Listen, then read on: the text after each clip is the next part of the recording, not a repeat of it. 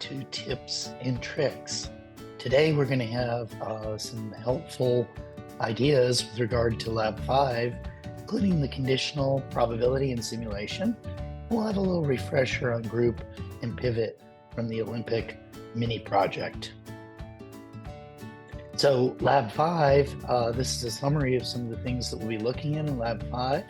We'll be able to go through some of these topics, but refer to Chapter 12 in Inferential Thinking to look at more, and your class lecture notes. So I just wanted to share with you a couple very helpful sheets that have been put together for you by our course assistant, Caitlin. She's done a very nice job here of summarizing some of the key ideas that'll be helpful for you as you go forward in these labs and outward in the course. Here we can see group, pivot, append, scatter. So all of these are helpful topics, and these will be available on your course so that you can access this useful set of sheets.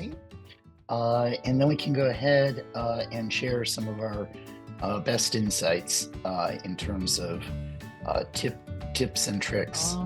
For the Olympic mini project, a lot of people had questions on question 5 about how to best get a 5-number summary for total medals, not just medals for bronze and gold and silver, but just medals in general.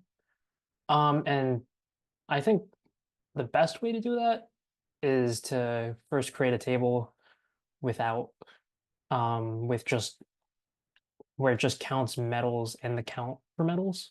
So you just take athletes where medal is not equal to nan, and then you group by team. Then you just get the total medal count of each team, and then you can just sort by that and then do a 5-number summary on that table. And for the rest of the tables, you can do the same thing if you want to, or you can do something similar to that. I think that's all I really had for the mini project. I mostly have stuff for Lab 5. That's great. Excuse me. One question I had back on the Olympics. So within the 5-number summary, I see the B, like BT, etc. Might be useful. Just mention what BT is. I mean, it's evident from what you've done, but So BT is the table for like bronze medal count of all teams, and then bronze table would be just the total medal count for the top 10 teams. So I did a 5-number summary for both of them just to show that there is a difference, because obviously the top 10 teams are going to have much more medals in their min and their average than the total table will, just because there's way more data points and you're not selecting just from the top. That's super. That's super. So yeah, that I like the way you've done that. It's very elegant. So I'm imagining that that's helpful to those listening. I'm sure it is. So great. Thank you. So for Lab 5, the first question, it's like what pizza slices, it wants you to randomize your pizza slices and count like how many times you have the pizza slice coming up in the data set. And so you're gonna have to like create arrays and then do random rolls.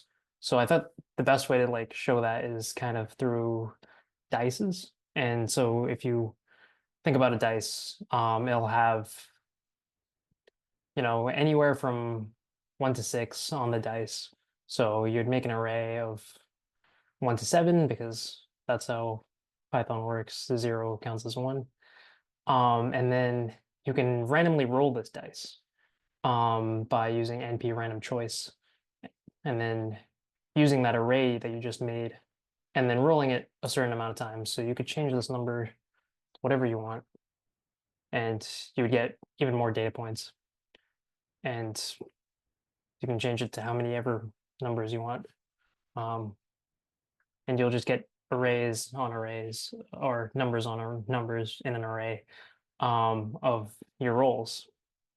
And that's going to be really helpful for, I know you need to do that for the groundhog data at some point, but just being able to do this function is going to help a lot during this lab. The second thing that helps a lot is if then statements, or if and if else, or LF. Um, so you'll have something like this for question two. So it'll basically ask you to like put a bunch of pizzas. It'll have you make an array of these pizzas, and then it's going to have you create a cost for each of the pizzas. So cheese is like $10, veggie pizzas are $12, and then you can randomize whatever pizza from the array that you've just made up here. So if I wanted to do from 7 slices, oh, not spelled that right. Um, yeah, then I would randomly get price for cheese pizza, but it randomly rolls for any of these pizza toppings. Um, and you can do this for other things. So I did ice cream prices. So, if ice cream is vanilla, it's $7. If ice cream is chocolate, then it's $8. And then if you want the price of vanilla ice cream, then you can put vanilla as a string, and then it'll calculate the price of vanilla ice cream. And later it's going to have you do something for the amount of times bird or birds or birds with a capital B and bird with a capital B comes up. Um, and for that, you're gonna have to use LF or LF. I don't really know how to say that.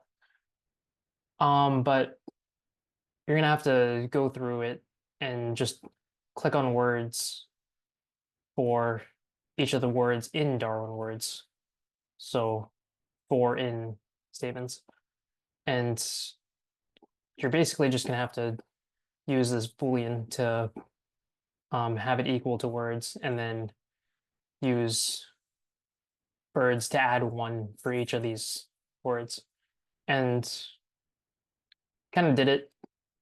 Comes out to 100 words, or at least the section that I used. Um, and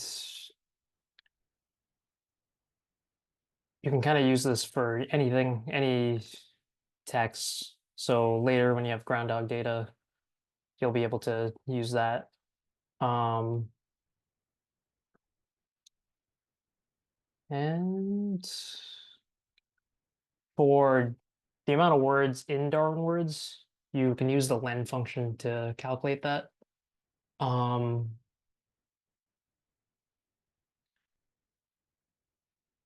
it'll calculate the total amount of words in the book, and you can compare that to how many times birds comes up. So if we add cell underneath it, then we can actually like calculate the amount of the ratio of birds to just total text, um, which is kind of interesting. Um, and the other really hard part of this lab um, is being able to use are equal to and finding out when this groundhog actually is right.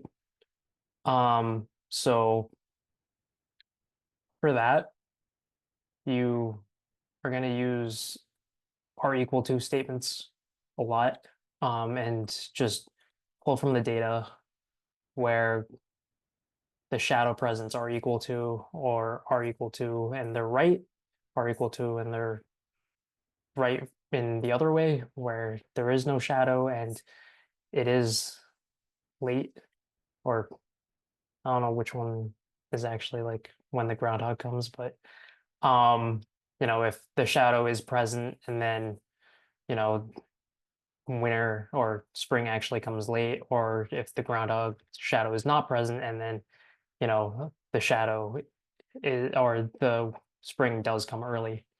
And you can make a table of that, and then you'll know if the groundhog is correct, and then you can figure out whether or not how much percentage the groundhog is actually like being correctly used.